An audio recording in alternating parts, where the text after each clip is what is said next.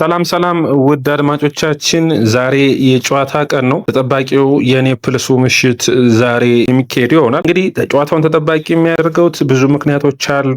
አንቶኒዮ ኮንቴ ተቀዳሚው ነው የሚሆነው። አንቶኒዮ ኮንቴ እንግዲህ በቼልሲ አሰልጣኝነቱ የእንግሊዝ ፕሪሚየር ሊግን ያሸነፈበት አጋጣሚ በመጣበት የውድድር ዓመት ያ እነ ሞሰስ በጣም አስገራሚ ብቃታቸውን ያሳዩበት የውድድር ዓመት ነበር። ታዲያ አንቶኒዮ ኮንቴ አሁን እዚህ ስብስብ ውስጥ አዲሱን የናፖሊ ቡድን ይዟል። ናፖሊ ታዲያ አንቶኒዮ ኮንቴም የሚታወቅበት በአውሮፓ መድረክ ላይ ጥሩ ብቃትን ያለማሳየት ነው። ታዲያ ናፖሊ እዚህ ውድድር ላይ የአምና የስኩዴቶ ባለቤቶች የአምና የሲሪያ አሸናፊዎች እንግዲህ በሚያሳዝን ሁኔታ በአውሮፓ መድረክ በቻምፒዮንስ ሊጉ በሊግ ፎርማቱ 24ተኛ ድረስ ባሉት ሊጎች እስከ 24ተኛ ካሉት ቡድኖች ውስጥ ያለመካተት እድላቸው ሰፊ ሆኗል። ምክንያቱም በቼልሲ የሚሸነፉ ከሆነ ይህ ጨዋታ ለአንቶኒዮ ኮንቴው ናፖሊ የሞትና የሽረት ያክል አስፈላጊ ነው። ምክንያቱም በዚህ ጨዋታ ላይ ማሸነፍ ከሆነ ከውድድሩ ይሰናበታል። ተቃራኒ ቼልሲ ይህንን ጨዋታ ማሸነፍ የሚችል ከሆነ አቻ የሚወጣ ከሆነ ማሸነፍ የሚችል ከሆነ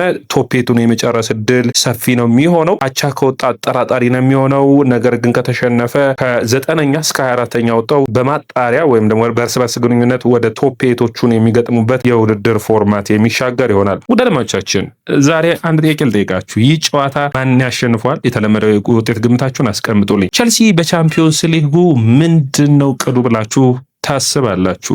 ግማሽ ፍጻሜ፣ ሩብ ፍጻሜ ወይስ ዋንጫውን ማንሳት? የእናንተን አስተያየትና ኮሜንት ጠብቃለሁ። በእኔ እይታ ግን ባለፉት ዓመታቶች በአውሮፓ ቻምፒዮንስ ሊግ ያልተሳተፈው ይህ የቼልሲ ስብስብ ሩብ ፍጻሜ ከደረሰ እንኳን በጣም ጥሩ የሚባል ነው። በሚቀጥሉ ዓመት ደግሞ የተሻለ አውሮፓ መድረኮች ላይ ድሎችን የሚጠቀም ይሆናል። ነገር ግን ይህ ማለት እንግዲህ በእንግሊዝ ፕሪሚየር ሊግ ቶፕ 4 የመውጣት ወይም ደግሞ የአውሮፓ ቻምፒዮንስ ሊግ ተሳትፎን ማግኘት በአውሮፓ ቻምፒዮንስ ሊግ ላይ ደግሞ እዚህ ቦታ ላይ የሚደርስ ከሆነ የሊየም ስብስብ ጥሩ እድልን የሚያመጣ ይሆናል። ምክንያቱም በአውሮፓ መድረክ ላይ ቼልሲ በግልጽ ታየው አሁን ያሉበት ችግሮች ወደ አትላንታ ሄዶ ማሸነፍ አልቻለም። ሽንፈት ነው ያጋጠመው። ወደ ካራባግ ሄዶ አቻ ነው የወጣው። እንደዚህ አይነት የሜዳ ውጭ ጨዋታዎች ላይ የበላይነት ለመውሰድ ጥረትን ማድረግ ይጠበቅበታል። ይህ አዲሱ ስብስብ በእንግሊዝ ፕሪሚየር ሊግ ታዳጊ ነው። በአውሮፓ መድረኮችም ካሉ ታዳጊ ቡድኖች ውስጥ አንዱ ነው። ታዲያ ልምድን ለሚፈልገው ለአውሮፓ ቻምፒዮንስ ሊግ ውድድር ልምድን የሚጠይቀውን አሰልጣኝም የላቸውም። ስለዚህ ይህንን የሚያጎለብቱበትና ቡድኑን ጠንካራ አድርገው እንደገና የሚገነቡበት ነው የሚሆነው። ታዲያ ይህንን እድል በሚገባ መጠቀም ያለባቸው ይሆናል። ውድ አድማጮቻችን እዚህ ጋር መነሳት የሚጠበቁት አንደኛው የናፖሊ በጉዳት እየታመሰ ይገኛል። ስብስባቸውን ምንም እንኳን እየቀነሱ ቢገኙም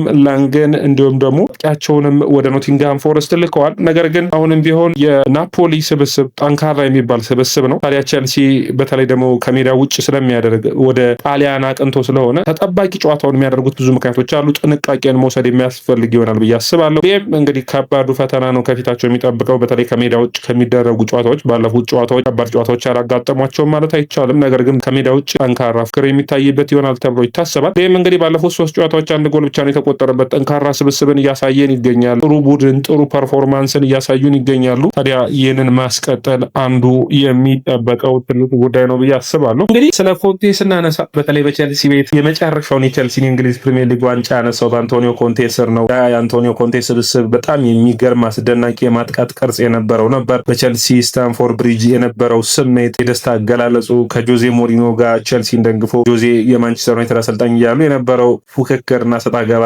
የሚታወስ ነው። ነገር ግን አንቶኒዮ ኮንቴ በቼልሲን ቤት እንዲሁም ደግሞ ሌሎችም ባሰለጠነባቸው ዩቬ፣ ኢንተር ያን ሁሉም ቡድኖች መጥራት እንችላለን። በአውሮፓ መድረክ ላይ ግን ጥሩ የሚባል ውጤታማ የሚሆን ቡድንን መገንባት አልቻሉም ነበር። ሌም እንግዲህ እንደ ኤንዞ ማሬስካ ሁሉ አሁን የሚፈተንባቸው ጊዜያቶች ይመጣሉ ብዬ አስባለሁ። ምክንያቱም ተጫዋቾች በጉዳት አገግመው ቶሎ ውጤትን እንዲያመጡ በጨዋታዎች ውስጥ ቶሎ ማሳተፍን በተለይ አንዱ ኮል ፓልመር ነው የሚሆነው። የሜዲካል ዲፓርትመንቱና እንዲሁም ደግሞ ከስፖርታዊ ሁኔታና ቼልሲን ውጤታማነት ከማድረግ አንጻር ሁለቱ ሀሳቦች ሊጋጩ የሚችሉበት እድል ሊመጣ ይችላል ብዬ አስባለሁ። ታዲያ እንደ ስብስብ ሁለቱም ስብስብ ጠንካራ ፉክክርን የሚያደርጉበት ይሆናል ብዬ እጠብቃለሁ። ከአራንቶ ጨዋታ ግን ጠንካራ ያለ ፉክክርም በዚህ ጨዋታ የሚመጣ ይሆናል። በተለይ ደግሞ ስኮት ማክቶሚናይን ማቆም ላይ በሚገባ ቼልሲዎች ሊሰሩበት የሚጠበቅ ነው የሚሆነው። ታዲያ እንደ ስኮት ማክቶሚና ያሉትን አማካኝ መስመሮች በተቻለ መውሰድ የተሻሉ ተጫዋቾችን ሜዳ ላይ ማሰለፍ የሚያስፈልግ ነው። ግምት ያሰላለፉ ላድርሳችሁ።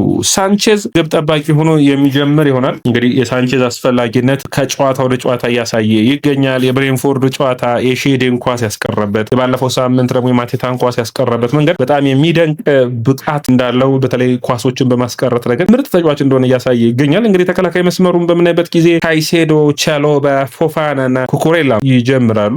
ቻሎባ፣ ፎፋናና ጄምስ ይጀምራሉ። እዚህ ጋር መነሳት የሚጠበቀው እንግዲህ ቻሎባ አሁንም እዚህ ስብስብ ውስጥ በዘንድሮ ውድድር ዓመት በወጥነት በጥሩ ብቃት ከሚነሱ የቸልሲ ተከላካዮች አንዱ ነው። ጄምስ ሌላኛው ተጫዋች ነው። ኩኩሬላ የሚነሱ ናቸው። የፎፋና ከጉዳት ጋር እየታገለ ያለ ነው። ነገር ግን ጥሩ ፐርፎርማንስን ከሚያሳዩ ተከላካይ መስመሮች አንዱ ነው። ጥሩ የተከላካይ ቅርጽ ያለው ይህ ስብስብ ነው። ታዲያ ይህንን ስብስብ መጠቀም የሚያስፈልግ ነው የሚሆነው። በናፖሊ ረገድ በ3-4-3 አጨዋወት ውስጥ ከባድ የሆነ የአማካይ መስመር ባላንስ መዛባት እንዳይኖር ከሜዳ ውጭ ስለሚደረግ ጨዋታው ካይሴዶና አንድሬ ሳንቶስ የአማካይ መስመሩን ይመሩታል ብዬ አስባለሁ። በተለይ ሳንቶስ በሳምንቱ መጨረሻ ካደረገው የፓላሱ ጨዋታ በኋላ ይህንን ጨዋታ የመጀመር እድል ሊሰጠው የሚገባ ይመስለኛል። በተለይ ኳሶችን በሚገባ አቋረጥ መቻሉ ከካይሴዶ ጋር ጥሩ ጥምረትን መስጠቱ ለቡድኑ ተመራጭ ያደርገዋል። ታዲያ የቸልሲ አጥቂዎች በነጻነት እንዲጫወቱ የሚያግዛቸው ይሆናል ብዬ አስባለሁ። ከነሱ 10 ቁጥር ቦታ ላይ ኤንዞ ፈርናንዴዝ የሚኖር ይሆናል። ኮል ፓልመርና ስቴፋ ዊሊያን። ፓልመር ካልደረሰ ሌላኛው ፔድሮ ኔቶ ሊሆን ይችላል ብዬ አስባለሁ። ስቴፋ ዊሊያን የሆነ ነገር በጨዋታ ውስጥ ሊፈጥር የሚችለው ለቸልሲ እሱ ነውና እሱን ማስቀመጥ የሚቻል አይደለም። በአጥቂ መስመር ጥሩ ጎሎችን እያስቆጠረ የሚገኝ ስለሆነ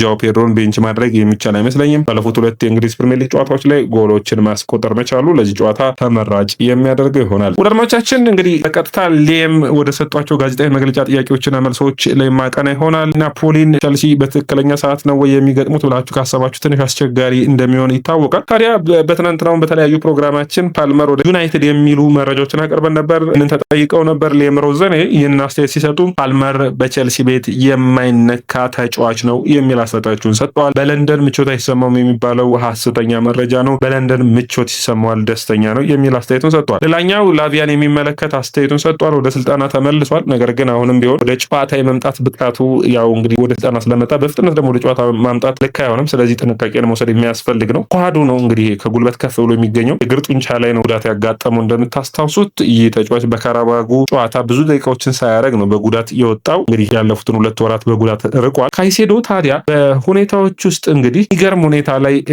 አስተያየቱን ሰጥቷል። አንደኛ ምንድነው ላቪያ የመመለስ ሁኔታ በሚገርም ነው። ካይሴዶ በአስተያየቱ ምን ሰጠ?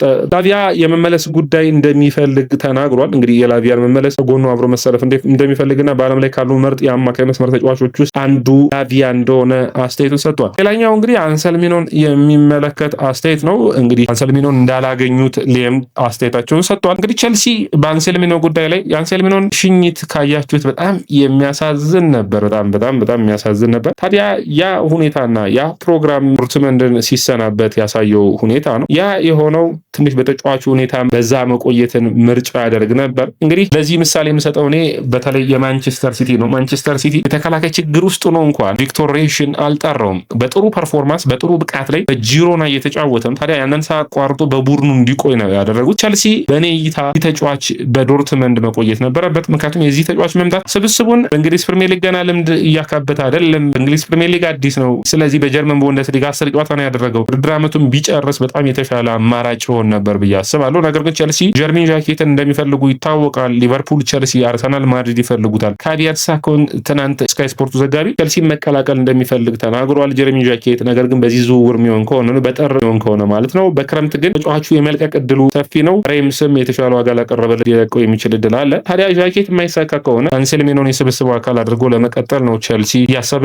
የሚገኘው። እዚህ ጋር መታሰብ የሚጠበቅበት ይመስለኛል። ሌላኛው መነሳት የሚጠበቅበት ሬምስ አሁንም ዴሳሲን ይፈልጋሉ። ነገር ግን ዴሳሲ በዌስትሃምም በብዙ ቡድኖች እንደሚፈለግ ይታወቃል። ያለበለዚያ ቸልሲ ተከላካይ መስመር ተጫዋች የሚያገኝ ከሆነ ደግሞ አንሰልሚኖን ወደ ስትራስቡርግ ለመላክ በውሰት ይፈልጋሉ የሚል ነው። በአንድ የውድድር ዓመት በተለያዩ ቡድኖች የውሰት ውሉን ማከናወኑ ግን ለቸልሲ ትክክል አይመስለኝም። ሌላኛው መረጃችን የሚሆነው ደድማቻችን ራሂም ሻኪም ስተርሊንግን በሚመለከት ነው። ዌስትሃም እና ፉላም በተጫዋቹ ላይ ፍላጎት አላቸው። በሚቀጥሉት ቀናቶች የሆነ ነገር መፍትሄ ይመጣል ተብሎ ይታሰባል። ሌላኛው መረጃ የሚሆነው ደድማቻችን ዴቪድ ዳትሮይ ፎፋናን የሚመለከት ነው። በውሰት ከውሰቱ ተመልሷል። ታዲያ ብዙ ቡድኖች እየፈለጉት ይገኛሉ። ወዴት ይሄዳል የሚጠበቅ ይሆናል። ቸልሲ ኬንድሪክ ፓይዝን አሁንም የመመለስ ፍላጎት እንዳለው መረጃዎቹ ይጠቁማሉ። ሌላኛው ኒጎሎ ካንቴን በሚመለከት ከፌነርባቼ ጋር ስምምነት መድረስ አልቻለም። ታዲያ ኒጎሎ ካንቴ ቸልሲ ሊያስፈርመው ይችላል ወይ የሚሉ ጥያቄዎች ይመጣሉ። ነገር ግን ይህ የኢግባሊና የብሉኮ ግሩፕ ነው ኒጎሎ ካንቴ ከቸልሲ ለቆ ወደ ሳውዲ ፕሮ ሊግ እንዲሄድ ያደረገው። ታዲያ 34 ዓመቱ ተጫዋች ቸልሲ